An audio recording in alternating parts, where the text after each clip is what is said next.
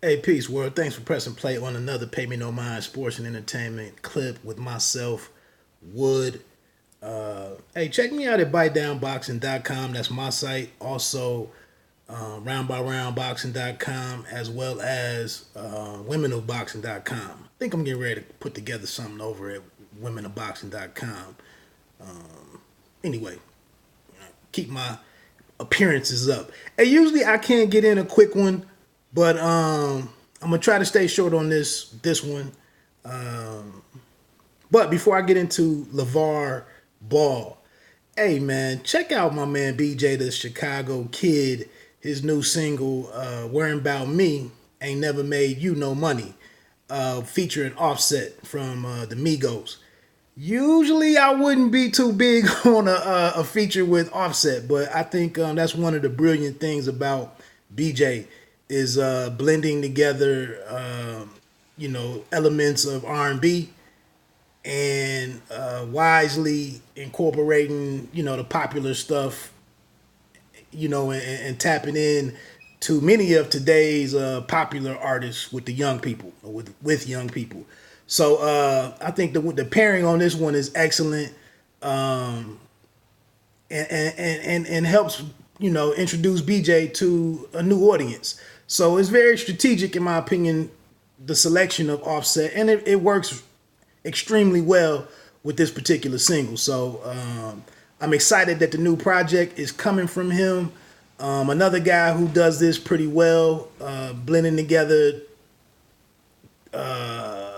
contemporary aspects of music as well as staying true to more traditional R&B and more substantive lyrics and whatnot is Raheem Devon. I believe his new album comes out on the 28th. So check those projects out. I just had to get that music thought in there. But LaVar Ball, I'm not a fan. I'm not a hater, but I'm not a fan. And you can disagree with three things out of 20 things about somebody, and you could be looked at as a hater. I'm just amazed at some of his sports take. I'm just amazed at how he's been able to manage his placement based on what he's talking about, which is himself or his sons. So, and his sons are largely unproven. But I guess earlier this week he was on First Take with Stephen A. and Max Kellerman, and he made the comment. He responded to Molly Karim, who said, "I would like to switch gears with you." And immediately, without any thought or anything, LaVar came away from his back and forth with Stephen A. and said, "You can switch gears with me anytime." And Jemele Hill was one, person on Twitter that I saw. She took exception to the comment, and it went off into this issue. And I checked it out and watched the video, and I'm like, I disagree, and I've it's been some different things that LaVar Ball has done that rubbed me the wrong way, or I thought was obnoxious or over the top, maybe even a little ignorant. I don't know, but this thing right here, I mean, it would have been different if he put some funk on it and was like, you can switch gears with me anytime. The way that he said some things before, with the neck rolling, emphasis on it, whatever. But in my opinion, I mean, he came away from Stephen A. and heard her and said, "You can switch gears with me anytime." Now, he made some other little noise or whoo or something after that, a couple seconds after that. She paused and said something, "Let's keep our focus." But again, I really didn't see anything inappropriate from the man. I mean, part of his appeal and the reason he's been able to insert himself, on the big stage for the past 2 years or whatever it is his charisma and his personality. And he's a salesman of himself and his ideas and his boys. and other things. But I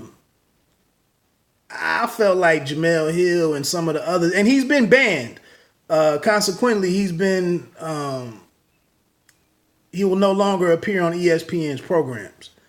So again, my problem, and I might have just been hating because this is something I do on the side, and in my free time. So maybe I will admit that I'm probably envious that the brother gets the platforms that he's gotten to, based on his sons. So yeah, haven't been down with every announcement that he's made, every appearance that he's made, and like I said, he's talking about his son in a way that his son's productivity really hasn't lived up to his talk. And then I think earlier this week we heard that LaMelo, I believe LaMelo is going over to Australia to play in a semi-pro league or something, and that's going to be his path to the NBA and to the NBA draft, I believe, next year. So he just spent a year here in Ohio at an institute called a school called Spire Institute or something, I believe in Northeast Ohio. But anyway, that's neither here nor there. Again, man, it's some weird things going on in the world right now, and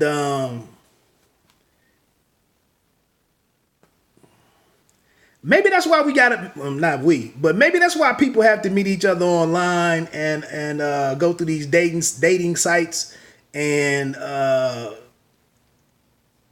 meet each other through inboxes.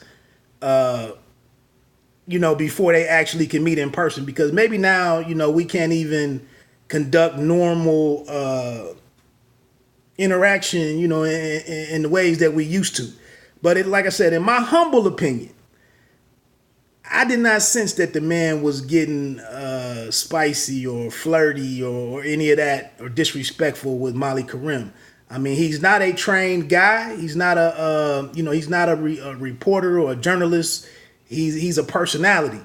I've seen some dudes go on the morning shows, the cooks, and baby, grab me that pot, or something on the cooking or the Food Network or something. I've seen some things get said from that person's personality, and it wasn't offensive to anybody or something. So again, I think something is being made out of nothing here. Feel free if you disagree with me, but it's a lot of stuff to talk about what's inappropriate or offensive, but I don't believe that this is one.